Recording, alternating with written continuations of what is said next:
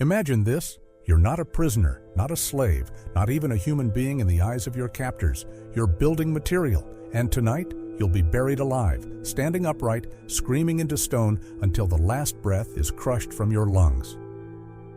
This isn't a myth, it's what Genghis Khan did in the ancient city of Samarkand. His message to the world was carved not in stone, but in human flesh. Entire walls of fortresses were filled with living captives, sealed into place, their muffled cries echoing through the mortar. But that was only the beginning. Mongol war drums thundered like the heartbeat of death, but beneath the roar was something even more horrifying. The sound of children strapped to those drums, their cries woven into the rhythm of battle. Each beat was a scream, each scream a signal to kill. Villages that surrendered were ordered to dig vast pits, told it was for the fallen. But when the last shovel struck earth, the truth became clear. They were digging their own graves. Not one of them would leave the trench alive. And those who were dismembered weren't simply discarded. They were transformed into grotesque warning sculptures outside towns, twisted parodies of life with severed arms nailed like branches, heads mounted like lanterns, legs turned into wheels of terror. To Genghis Khan, terror was an art form. Even the siege engines that shattered city walls were built by the condemned, blindfolded captives who constructed their own doom, only to be strapped to the machines they had just built and fired as test subjects. Samarkand was not conquered, it was mutilated, a place where walls weep and ghosts groan from the mortar. In Genghis Khan's empire, even silence was made to scream. Drop "I'm ready" if you've seen the truth behind the terror. Like, subscribe, and enter the darkness. When the Mongols swept through a city, they didn't just conquer its land or enslave its people. They waged war on its memory. One of the most chilling parts of their domination was how they destroyed not only bodies, but minds. Entire libraries were burned, reduced to smoke and ash as though knowledge itself was an enemy. Scrolls that had taken centuries to preserve, texts that carried generations of wisdom, culture, and identity, all were fed to fire. The flames weren't random destruction, they were a message. If a culture's words could be erased, its people could be forgotten. And so the Mongols made sure that the voices of the conquered would never speak again. Scriptoriums, the quiet places where monks and scholars had painstakingly copied sacred texts and scientific works by candlelight, became funeral pyres, not just for paper, but for people. In some of the most brutal acts recorded, scholars were tied to their own manuscripts and burned alive. It was a kind of execution designed not just to kill, but to humiliate and symbolically erase the mind. The message was simple: your thoughts mean nothing now. It didn't stop with fire. In a calculated display of mockery, the Mongols used sacred books in ways meant to degrade the conquered cultures even further. Pages from religious texts, some of the most precious and revered items in the ancient world, were torn out and used to wrap raw meat, to line the bottoms of latrines, or to wipe bloodied weapons. What had once been considered divine was reduced to filth. In their eyes, this wasn't random desecration, it was psychological warfare. By dishonoring what people held most sacred, they struck at the very soul of a civilization. Even language, the lifeblood of culture, was under siege. Mongol children were forbidden from learning the languages of the peoples their empire had enslaved. This ban was not out of disinterest, but out of strategy. By preventing communication, by cutting the next generation off from the words of the conquered, the Mongols ensured a kind of long-term amnesia. The stories of the past, the songs of the ancestors, the philosophies and laws, these would fade, unspoken and unheard, dying quietly as the years passed. Perhaps one of the most haunting practices was how the Mongols used the scribes of conquered cities. These individuals were usually spared for a while. Their hands, trained for careful writing, were kept busy documenting the very destruction of their homelands. They were ordered to record the names of the dead, the amounts of loot taken, the total number of buildings burned. They wrote death into ledgers with shaking hands, chronicling the fall of their people while knowing they would not live to see the ink dry.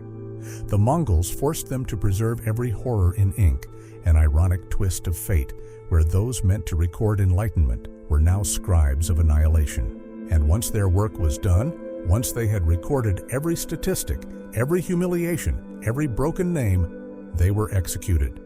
Not swiftly, but with the weight of their own words surrounding them. Their deaths were meant to be the final period in a sentence that could never be rewritten. In this campaign of cultural murder, knowledge itself became a casualty. The Mongols knew that by killing a culture's mind, its body would eventually collapse. The torching of libraries wasn't just about fire. It was about control, complete, permanent, and terrifyingly thorough. In the brutal world of Genghis Khan, even animals were turned into instruments of fear. The Mongol Empire did not rely on swords and arrows alone. Their conquest was psychological, cruel, and cunning. They understood that terror could spread faster than armies, and so they found new ways to make people afraid. One of the most disturbing tactics they used was turning animals into living tools of torture and destruction. These were not just acts of cruelty, but deliberate strategies meant to break the minds of those who witnessed them. In one of the most gruesome acts ever recorded, prisoners were sewn inside the bellies of dead horses, their arms and legs crushed into the rotting cavity, the flesh stitched shut around them. They were not killed instantly. They were left to die slowly, suffocating in darkness, the stench of decay filling their lungs, the heat of the sun cooking the already decomposing flesh around them. Their screams couldn't escape the horse's body. The purpose wasn't only death, it was a message, a warning to others. This is what happens to those who resist. The Mongols used the dead to kill the living in a cycle of horror that left entire regions paralyzed with fear. In another horrifying spectacle, the Mongols captured wolves from the steppes, starved them for days, then unleashed them inside temples filled with people. Worshippers who had come to pray or seek protection found themselves locked in with frenzied, half-mad animals. The wolves tore through them without mercy. Blood stained the altars. Holy places became slaughterhouses. This wasn't just murder, it was desecration. It told survivors that even their gods could not protect them, that nowhere, no matter how sacred, was safe. Fear seeped not just into the body, but into the soul. They did not stop there. Wild boars, massive, aggressive, and nearly impossible to control, were used in what can only be described as mock executions. Chained prisoners were lined up, unable to move or defend themselves. Then the boars were released, driven into a panic by noise or fire. The animals, confused and enraged, charged through the line of captives. Some were killed instantly, others were badly injured, but sometimes the prisoners were left alive, just enough to remember, just enough to tell the story. It was a demonstration of power, of total unpredictability. The Mongols didn't just punish people, they turned nature itself against them. Even dogs, animals so often seen as loyal and domestic, were turned into tools of war. The Mongols would capture dogs from the lands they invaded, tie poisoned meat to their backs, and release them into enemy camps. Soldiers, thinking the animals were harmless or even friendly, would approach, only to be met with fatal consequences. Anyone who touched the dog or tried to eat the meat became sick, sometimes dying in agony. In the chaos of battle, trust was a luxury. The Mongols poisoned not just food, but the very instinct to care. Then came perhaps the most haunting tactic of all. Cats, small, silent, and fast, were set on fire and thrown into enemy cities. Their fur soaked in oil, they were ignited and released. Panicked, the animals ran into buildings, hiding in rooftops, barns, and thatched houses. Fire spread wherever they went. What began as one burning creature could ignite an entire city. People ran not only from flame, but from the sight of suffering animals, shrieking as they burned. It was terror, multiplied. Fire became alive, and every corner of a town could suddenly turn deadly. The Mongols had found a way to weaponize life itself. In this segment of their conquest, the Mongols did not just use animals, they transformed them into agents of chaos. They blurred the line between natural world and warfare, using every living thing as a potential tool of fear. The result was devastation not just of cities, but of the human spirit. In the world of Genghis Khan, defeating a king was never enough. Conquest wasn't just about gaining territory, it was about erasing pride, dignity, and legacy. When a crowned enemy fell into Mongol hands, their suffering became a stage, a lesson to all who dared to resist. The ceremonies of punishment were not swift, not secret. They were theatrical, symbolic, and designed to leave a mark deeper than the blade ever could. One of the most horrifying acts reserved for kings and generals was the forced consumption of molten silver. This wasn't some strange accident or misunderstood ritual. It was deliberate, calculated, and deeply humiliating. The victim, often restrained and unable to move, would have their mouth forced open as the blazing liquid metal was poured down their throat. The silver burned through flesh and organs, searing a message into history. Your wealth, your greed, your crown, it consumes you. This was no ordinary execution. It was a cruel transformation of treasure into torture. The cruelty didn't end with fire. Some defeated rulers were stripped of their royal garments and marched naked through snow-covered fields before being killed. Their bodies, once adorned with jewels and symbols of authority, now shivered and stumbled through freezing wind, watched by crowds that once feared them. This stripping away of dignity was the point. By dragging kings through ice and humiliation, the Mongols made it clear: no title could save you, no crown could keep you warm. Power meant nothing now. You were just a body waiting to fall. But the Mongols did not stop punishing after death. In certain cases, especially when an enemy king had long died before Mongol forces arrived, his body was still not safe. Tombs were uncovered, and decaying corpses were pulled from the earth, not to be honored, but to be disgraced.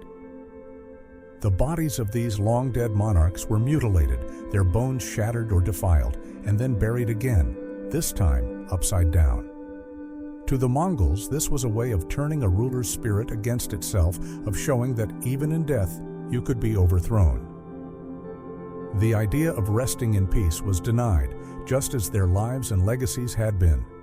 In the halls where Mongol feasts echoed with laughter and blood wine spilled from gilded goblets, another horrifying ritual took place. Some conquered rulers weren't executed immediately. They were kept alive, not as prisoners, but as furniture. Forced to kneel beneath the feet of Mongol nobles, these once proud kings became human footstools.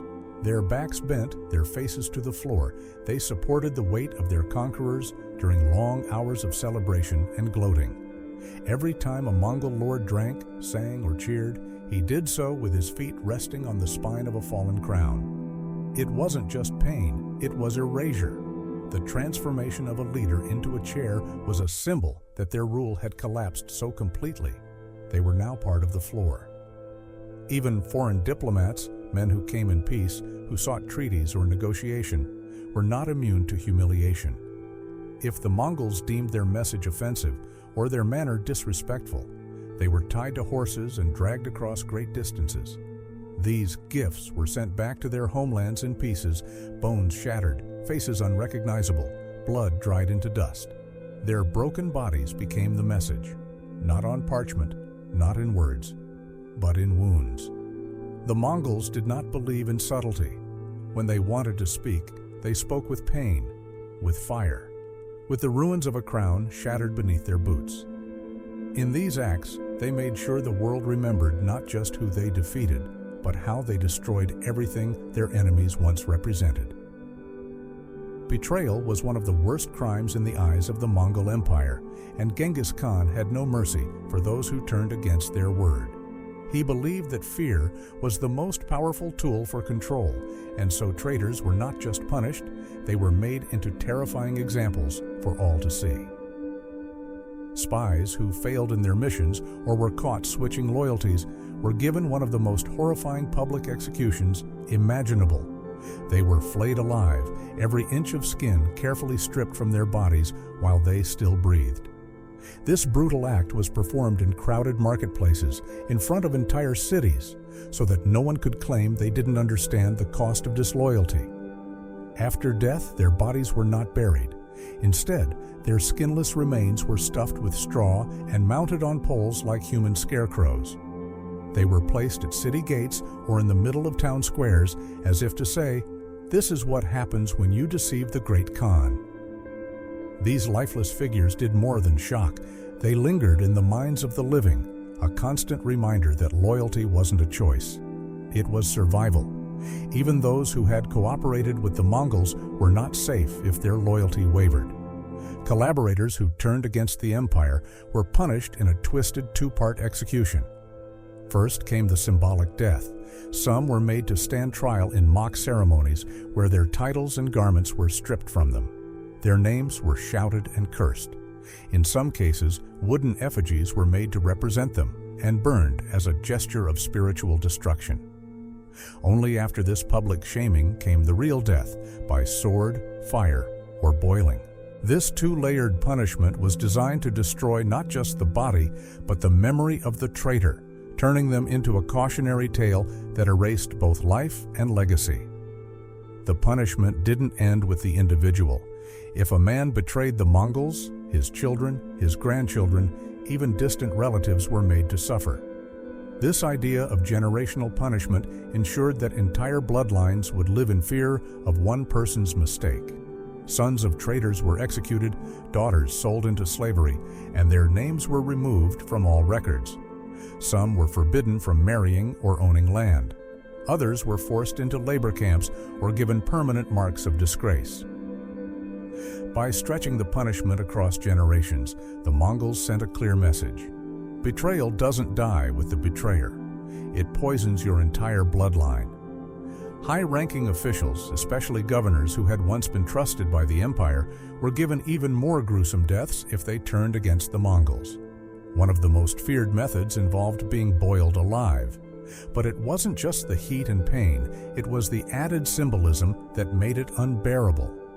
These officials were often boiled in vats filled not just with water, but with the scrolls and documents they had once used to govern. Legal records, tax ledgers, and letters of appointment were tossed into the pot with them. The message was cruel but clear. The very tools you used to build your power will now become the instruments of your death.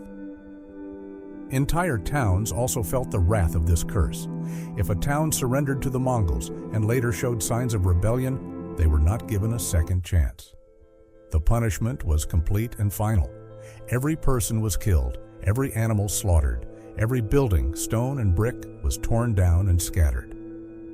Nothing was left standing. Sometimes even the dirt was dug up and moved, as if to erase the land itself from memory. The Mongols believed that a place which betrayed trust no longer deserved to exist. It wasn't just about war, it was about honor. And once that honor was broken, the punishment would be total, eternal, and unforgettable.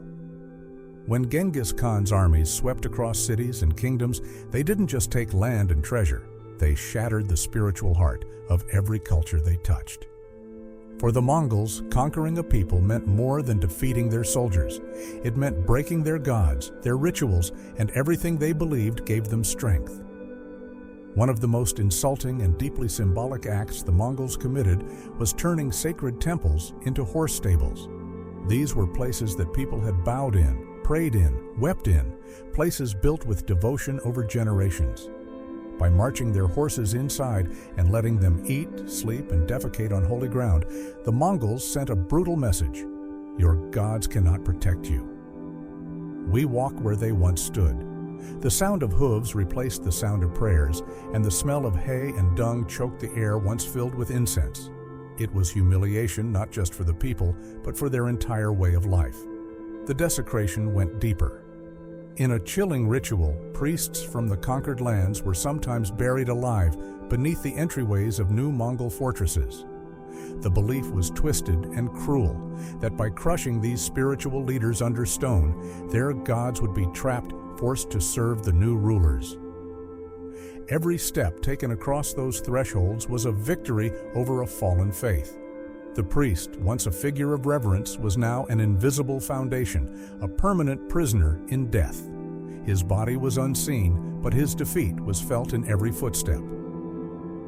It was not enough for the Mongols to kill the soul of a culture. They wanted to stand on it, to walk across it daily, and make it part of their foundation. Relics that had once been treated with the utmost care and devotion, golden statues, carved idols, sacred books, were defiled in acts designed to strip them of all holiness. Some were urinated on, spat on, or smeared with filth before being melted down for raw metal or smashed into rubble. The destruction wasn't done in haste. It was deliberate, slow, and watched by many.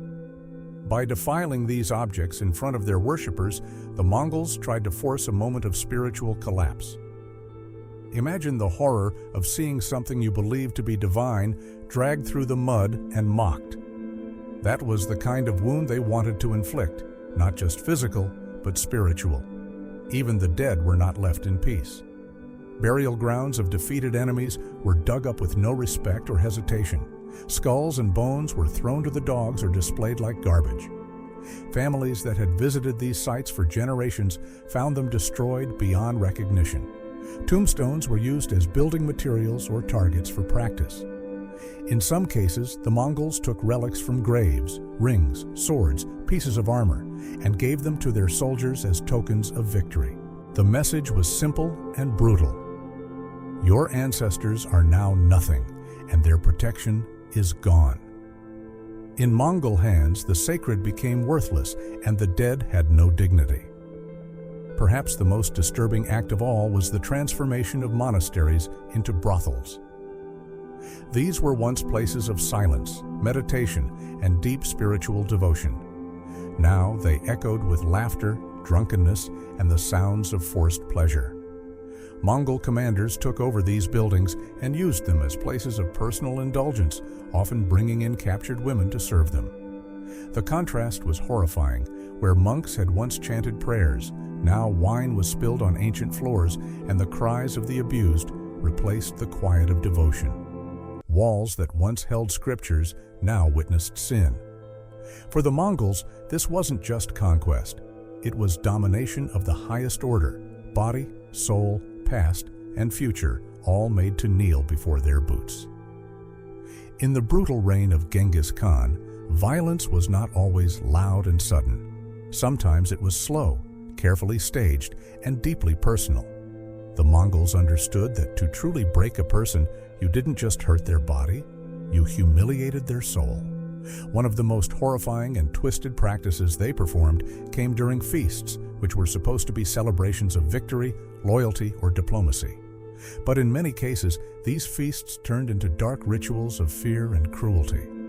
At some of these banquets, captured individuals were unknowingly made to eat the flesh of their own family members. The meat was cooked and served without explanation, and no one dared to question what was on the plate. Only after the meal, if at all, would the truth be revealed. A brother, a father, a wife, someone dear to them had been slaughtered, and now they had swallowed the final piece. It was meant to destroy not just the body, but trust, memory, and sanity. The person who ate would live with the unbearable guilt of consuming their own blood, whether they had known it or not. It was a quiet form of psychological murder designed to haunt forever. At these same gatherings, Mongol nobles demanded entertainment that matched their thirst for control. One form of cruel amusement involved captured women being forced to dance barefoot on drawn swords. The blades were sharpened, and each step risked slicing flesh. If they danced too slowly, they were beaten. If they screamed, they were mocked. The blood on the blades became part of the show. Nobles laughed and clapped, raising their cups high, while the women bled at their feet. There was no dignity, no mercy. Their pain was not just tolerated, it was applauded. In some of the darkest and most disturbing events, survivors of destroyed villages, often young women, were drugged and dressed in bridal clothing. They were told they were being spared, honored, or married to powerful men. But when they awoke, they found themselves bound in ceremonies where the groom was not a man, but a corpse. These mock marriages were carefully staged. The dead husband would be dressed in armor or fine robes, seated upright like a puppet, his lifeless hands posed for the wedding ritual. The women were forced to kneel beside them, to take vows, to kiss decaying flesh. These acts were not simply grotesque, they were symbolic. They told the world that the dead had more power than the living, that even in death, the Mongols could force submission. After the wedding, the women were often never seen again. Whether killed or enslaved, their fate was sealed. To the Mongols, even the skulls of their enemies became trophies of domination. After defeating high-ranking enemy generals or rulers, they would remove the heads and carefully clean and polish the skulls.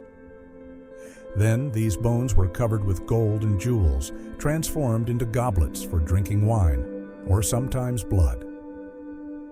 At royal feasts, these skull cups would be passed around as symbols of conquest. Toasts were made in the hollowed heads of the defeated, and each sip was a reminder that power did not rest with the living, but with those who could turn the dead into furniture and drinking tools. It was not enough to kill a leader, they had to be humiliated long after death. Perhaps the most terrifying of all were the peace banquets. These were false invitations sent to rebellious towns or leaders who had shown signs of resistance. The Mongols would offer food, gifts, and promises of forgiveness. Guests arrived dressed in their best, hopeful for mercy. But during the meal, often after wine had been poured and bread broken, the killing began. Hidden soldiers would emerge, and the peaceful hall would turn into a slaughterhouse. No one was spared. Blood stained the feast tables, and the promise of peace became a deadly trap. These events taught a single lesson: never trust a Mongol invitation. The Mongol Empire didn't just conquer with steel and fire, it conquered with ritual, and among the darkest of these rituals was their use of blood. Blood was not only a symbol of life, but a tool of fear, magic, and control.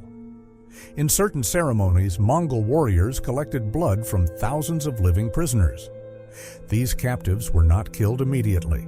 Instead, they were lined up, restrained, and cut with precision, their blood gathered into large basins. The purpose wasn't mercy or quick death. It was to harvest the very essence of life, to anoint Mongol war banners before great battles. These crimson-soaked flags were seen as sacred objects, believed to be blessed by the power of sacrifice. As the cloth absorbed the blood, warriors believed it absorbed strength, rage, and protection.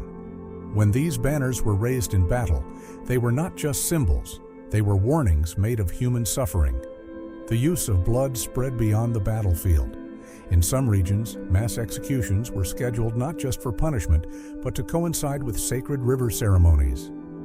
The prisoners were brought to riverbanks in groups, their throats slit or arteries pierced in order, so that their blood would flow directly into the water. These rivers, once clean and still, ran red as the bodies of the dead and dying were pushed downstream. It is said that during one particularly massive purge, the water changed color for miles.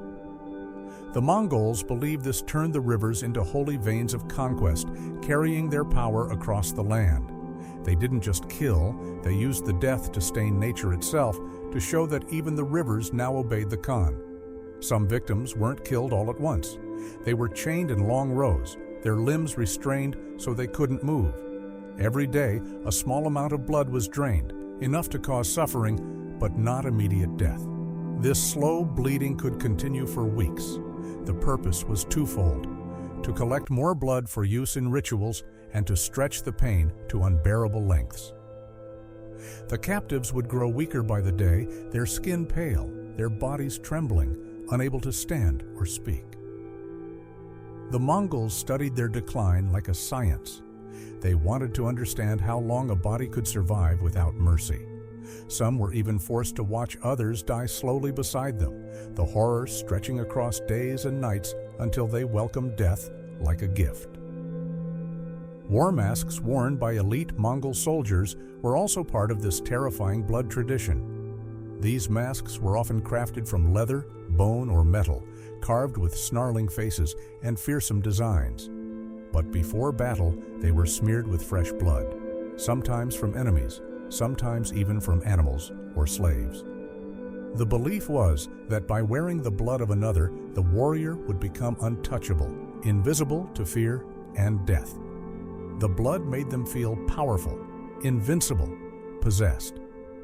Some even believed the spirit of the one whose blood was used would enter the mask, turning it into a living weapon. These masks weren't just armor, they were soaked in superstition and cruelty. In a twisted form of medical experimentation, Mongol doctors and shamans used slaves to study pain.